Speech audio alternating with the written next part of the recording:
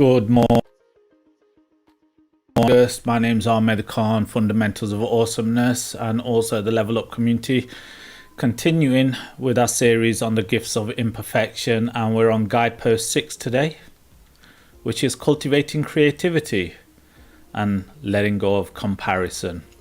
So we've already covered 5 of the Guideposts over the last 5 days of the previous week, and we're going to continue with the remaining 5 guideposts for the rest of this week. Really excellent one today. As I mentioned, it's about cultivating creativity and letting go of comparison. I've got some slides on here for those that are watching this on Facebook or YouTube. Post a comment, click like, subscribe to the YouTube. Let's share some insights, some learnings from this. So this is a quote I've pulled while I was doing some research this morning, and someone posted that I realized that to make a difference in the world, or at least in my small part of it, cultivating creativity is essential. I think that's a real excellent point, that if you want to make any difference in the world, you have to be creative on your own part to contribute to the world. Quote from Brené Brown: "The only unique contribution that we will ever make in this world will be born of our creativity." If you're watching this on Facebook or YouTube, you'll notice I've put some commentary alongside this, and I'll read through that commentary. There's no such thing as a creative person and a non-creative person. There are only people who practice creativity and those who don't. I think this is really important to understand for people, that when they start judging themselves and labeling themselves as non-creative people, what they're actually doing is blocking themselves off to actually allow that creativity to come out. And really it's a matter of practice. All of life is naturally creative. That includes you, but oftentimes we put up barriers that hold us back from expressing this creativity. Comparison with others is one of the biggest culprits here. Little kids are a great example of our natural creativity. They love to play, make believe, draw pictures, make things with Legos. And for many years they express this creativity endlessly without regard for others. At a certain age, the brain develops in a new way and we become self-conscious. We fear judgment if our creative work isn't good enough. Eventually, this comparison with others squanders our creative habits. And when you don't flex your creative muscles regularly, you stop seeing yourself as a creative person. But you haven't lost your ability to be creative.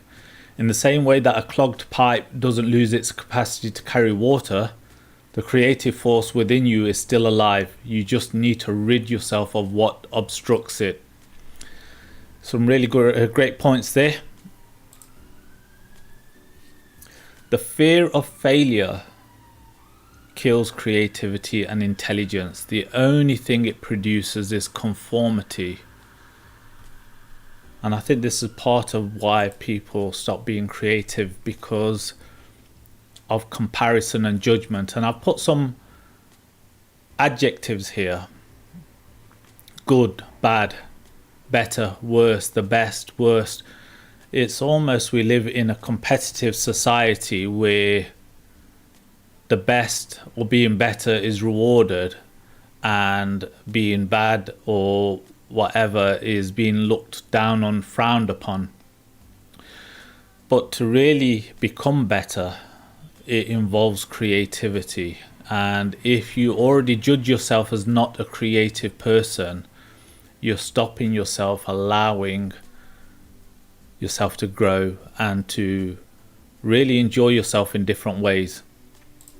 I've got a little cartoon here which I found really amusing.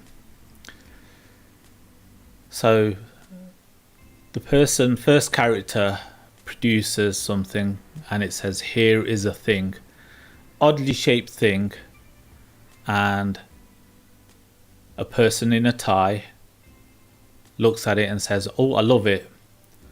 But then they go, let's get rid of the unusual bits, and they start chopping and changing the unique creative thing, and then they say, so it fits with everything else. And that's almost what a lot of people are actually doing. Rather than being unique and individual and really reveling in their unique character and personality, it's almost like we're locking ourselves in little boxes, chopping bits off ourselves, putting barriers and walls up for fear of judgment or criticism to conform with everyone else. So some really interesting parts there. As always, I'm going to do my affirmations for the end of the day, for the beginning of the day, I should say. Today's going to be a great and fulfilling day. Today's going to be a good day. It's going to be a great day. It's going to be an awesome day. I'm going to be grateful for whatever I put in and whatever I get out. I hope you have a great day too as well. Thank you all for joining again. And we'll continue on with Guidepost 6 tomorrow and finish the week off running through the rest of the book. 4 more guideposts to follow. Okay, thank you all again.